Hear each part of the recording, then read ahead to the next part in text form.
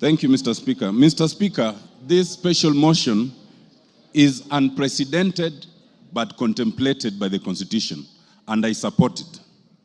Let it be a lesson, Mr. Speaker, that be you ever so high, the Constitution is still above you. Mr. Speaker, some have told me and have told us that this is not our war. But, Mr. Speaker, they do not know that in circumstances of combat, a bystander is at greater risk than a combatant. You must choose your side. And I've chosen, Mr. Speaker, after listening to the display of jingoism by the Deputy President, after listening to the self-entitlement for 2.5 hours, after listening to the disdain of governance institutions, this parliament and the courts, after listening to the DP threatening that parliament and the courts should know that it's not easy to remove a deputy president who had 7.2 million votes.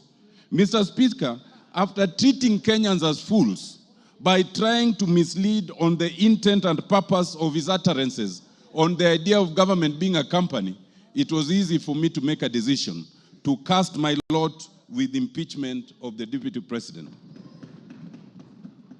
Mr. Speaker, there can be much to say on the reasons.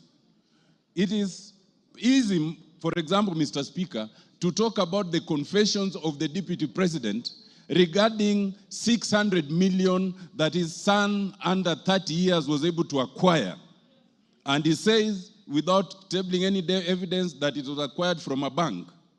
But he admits, Mr. Speaker, more importantly, two things. One, that the property in issue was government property irregularly acquired without the usual procurement processes. He also admits, Mr. Speaker, that the son was able to be given, a moratorium of 1 year not to pay anything while enjoying the proceeds. And the DP thinks there's nothing wrong with that. It is for good reason that the anti-corruption laws in this country do not limit themselves to the individual. They go to the spouse and the children. It is for such reasons.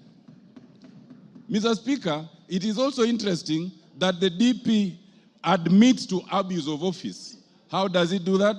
The DP admits to abuse of office on the issue of KEMSA.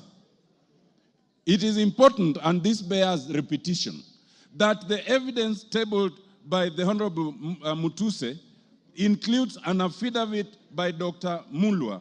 That affidavit at paragraph 5 is very instructive, and it says that the DP's phone calls was aimed at interfering and covering procurement irregularities. And that is on a direct affidavit. But more importantly, if you look at page 69, you will see the SMSs. And that SMS, the son of the deputy president, Dr. Ekinu Rigathi, has the courage to say that there is a document for His Excellency we are trying to collect, not for himself, not for any other company, for His Excellency. And the fact, Mr. Speaker, that the DP admits to these processes and sees nothing wrong with it is a very serious matter of integrity. But, Mr. Speaker, I'll not speak to all those two. I'll speak to a more fundamental fact. The blatant justification of discrimination and insightful utterances against Kenyans. That is where I want to focus, Mr. Speaker. Mr. Speaker, in this, the DP, and they have gone through the documents, there are various clips where the DP repeats this, that Kenya is a company and those who did not vote for Kenya Kwanza are not entitled to enjoy the proceeds from that company. What worries me, Mr. Speaker, is that with a straight face, the DP could appear on live television and justify these utterances. How does he justify it? He says that he is entitled to do that because there are some partisan political agreements or promises that were made. What does that mean? The DP elevates promises at a political party level above the National Cohesion and Integration Act, Section 13. He elevates those promises at a political party level above the Constitution of Kenya. There are 15 different articles that speaks against this. The fact that the DP can think that he can justify such utterances and elevate these agreements above the law and the constitution is the clearest evidence that he must go because he has breached the constitution. It is important to note that Article 145, 1A and C do not say that if you are respecting a political promise, then you can breach the constitution. If that was to be the case, Article 24 would include that as a limitation. It does not include. If you want one reason, members, to impeach the deputy president is because he has admitted to breaching the constitution on account of a political promise. Mr. Speaker, Article 145, 1B is another interesting one, and it speaks to serious reasons to believe that the DP has breached the constitution. You do not need the hard evidence. Members, remember, for conviction, that is for courts.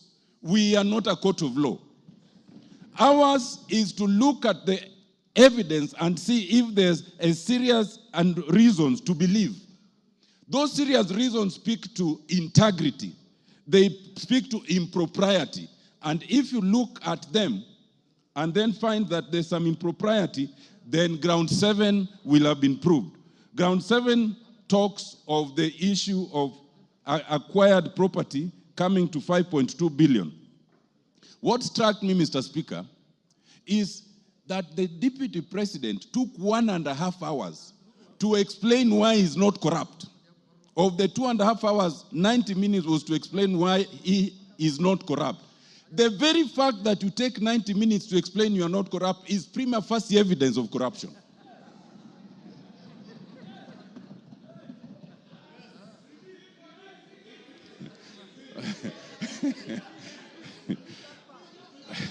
Mr. Speaker, for one who is not corrupt, you can explain it in a sentence, period. To take 90 minutes is in itself prima facie evidence that there's corruption. Mr. Speaker, on the KEMSA issue, other than their affidavit and their interference, the affidavit, the DP then admits interference. Whoever advised the DP to do that live interview could not have had his interest at heart, but has made our work much the easier. Because now there are self-incriminations, confessions, and admissions that we can work with. Mr. Speaker, it is clear from yesterday's presentation that the deputy president can no longer deputize the president. The role of any deputy under the constitution is to deputize. Mr. Speaker, I crave for just 2 more minutes.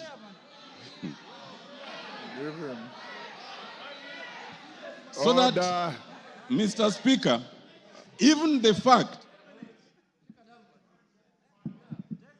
Mr. Speaker, it is not a ground of the impeachment by Honorable Mwangi Mutuse.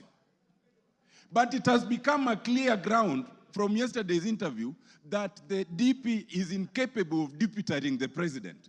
And if we needed an independent ground, that is very clear. It is also clear that the DP can no longer be part of a cabinet. It is a basic rule in terms of labor law. If you cannot work with your boss, if you insubordinate your boss, if one person is to go, is the subordinate, not the boss. Mr. Speaker,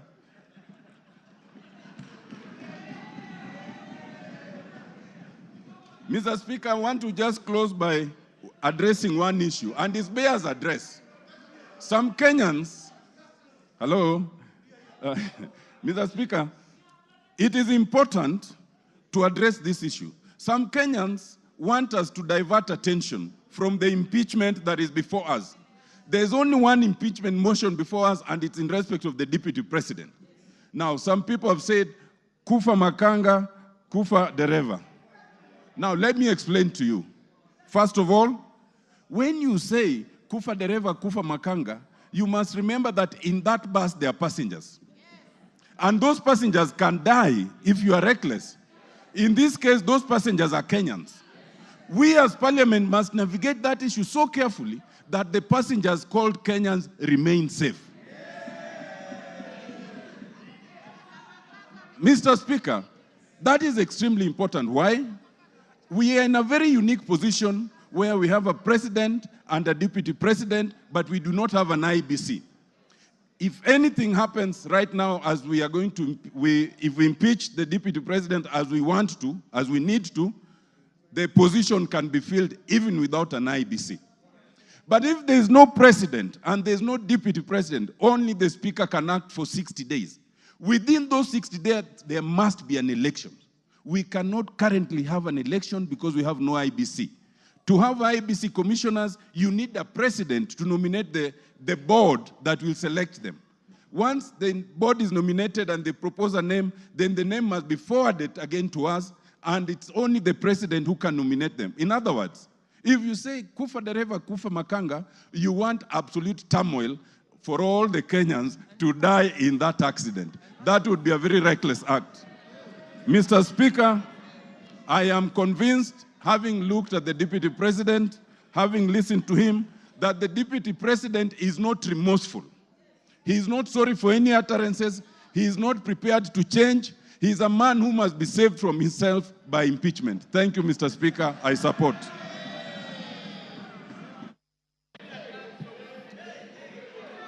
George, order. George Morugara. Wait for me.